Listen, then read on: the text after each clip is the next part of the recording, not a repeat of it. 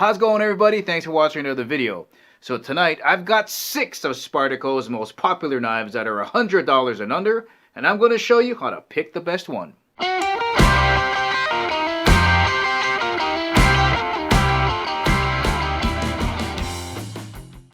always, guys, if you want to purchase any of the knives in this video, make sure you check the links in the description below.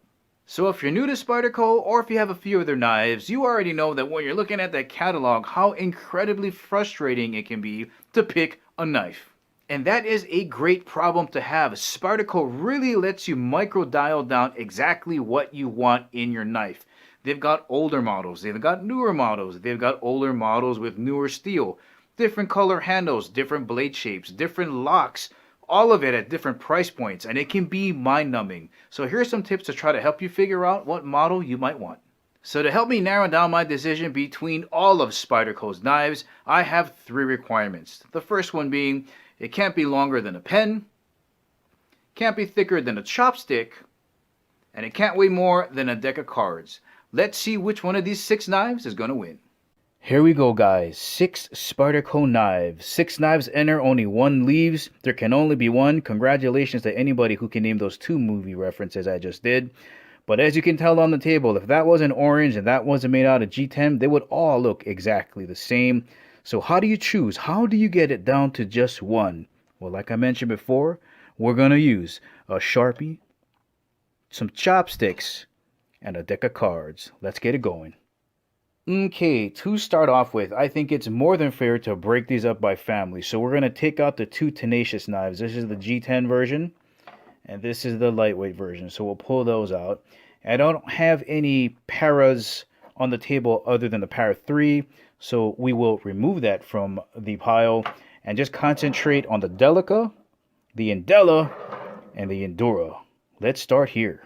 Starting with the Sharpie check. I don't want it to be any longer than a Sharpie, so we can see that the Delica and the Indela fit just perfectly. But what about the Endura down here? This thing is kind of long. You know what?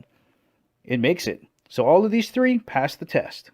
Let's bring it in with the chopstick. Remember, no thicker than a chopstick or 2 chopsticks that are unbroken. So let's get the Delica. That looks perfect. That might be actually thinner. That totally disappears behind that. Indela, that's probably perfectly sized too. That covers it. And on to the Endura. Perfect. Chopstick test, good. So weight-wise, I want to make sure it stays around the weight of a deck of cards. Now, without the box, it weighs right about 3.2, but I'm willing to extend it to 3.4. So let's start with the Delica. Easily 2.3. Indela, 3.1. That's good. Endura, 3.7. All right, there goes the Endura. All right, let's bring in the crowd favorite in my opinion, because you get so much knife for your money. We got the G10 version, that's around 50 bucks, and then the FRN version, the lightweight version, that runs just about 45 bucks. Let's see the size here. These are the same length, so if one passes, the other one will. So definitely well within the Sharpie. Thickness test. Okay. Ooh, that's really close.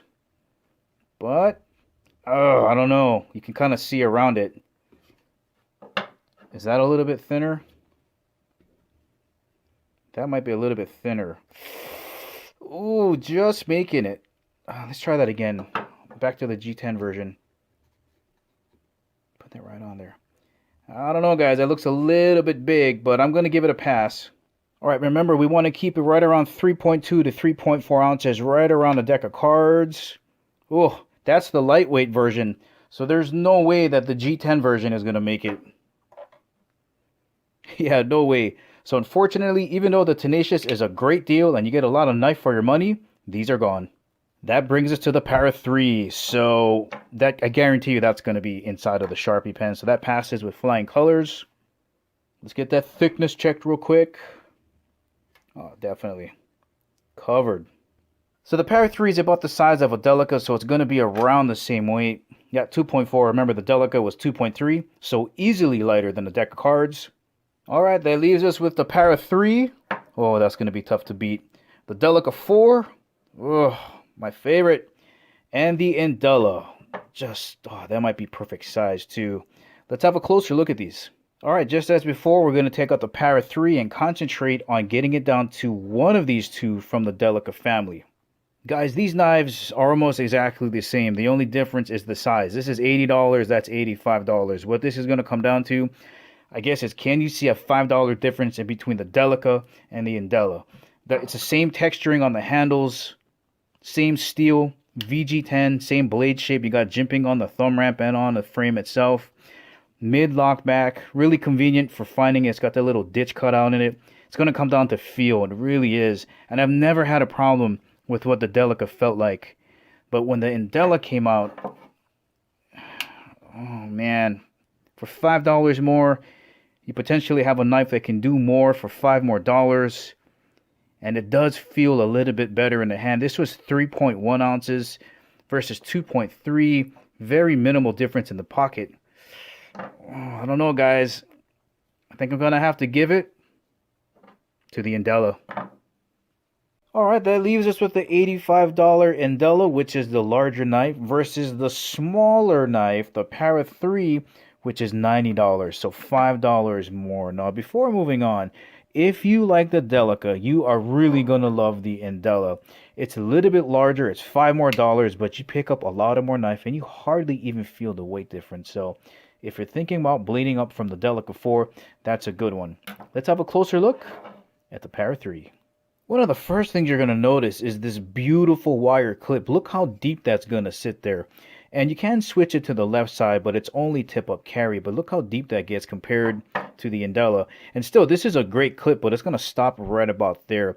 But if you're into like fully ambidextrous clips, then the Para 3 is not going to work for you, because the Indela just has holes all over the place. You can carry it left and right-handed, tip up, tip down.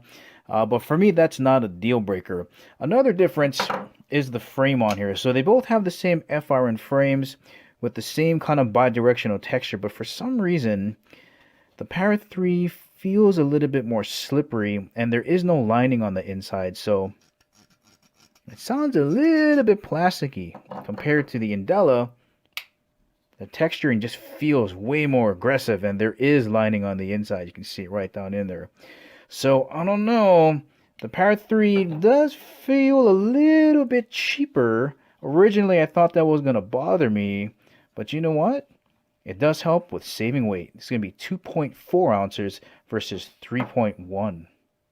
Alright, on to the two last major differences between these two knives. The first one is the locking mechanism. So the Para 3 has a compression lock. Basically what it is, it's a liner lock on the top of the knife, and what that allows you to do is close it with one hand. Very safe. And even if by chance, if you forget to move your fingers, or you're just more comfortable with closing it like this, guess what?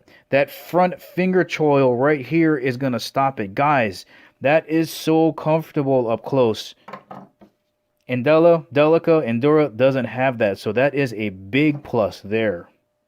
One last thing about the compression lock. Because there are no springs in here, it closes very easy, and it's really smooth. The action is so smooth compared to any type of system with a lock back in here. It's basically on spring tensions. You can see as you're moving it, that bar is rising there, so there's a lot of resistance. So if you're into smooth action, the Para 3, oh, it's going to be the winner. And lastly, let's talk about the blade. So this is a clip point versus the drop point that you get with the Indela. I love the way that looks. But what I really want to show you is that upgraded steel right there. BD1N upgraded. Let me show you why.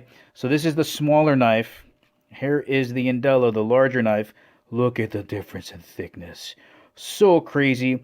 And for those of you that are into it, so here we go. Golden, Colorado, USA, Earth. Not just a few continents, but the entire Earth. So the Para 3, made in the USA. Indela, Seki, Japan. So we're talking about an $85 knife. That's $5 cheaper. That's bigger. You can probably get harder work done with this.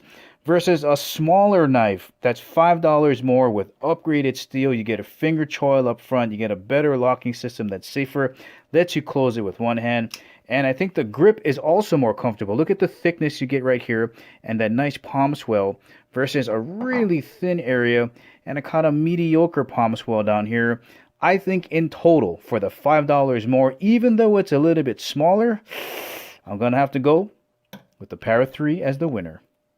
Well, alright guys, that's just a quick example of how you might go through the process of picking the right Spyderco knife for you. Remember, if you want to purchase any of the knives in this video, make sure to check out the links in the description below. Thank you for watching. I'll catch you in the next video.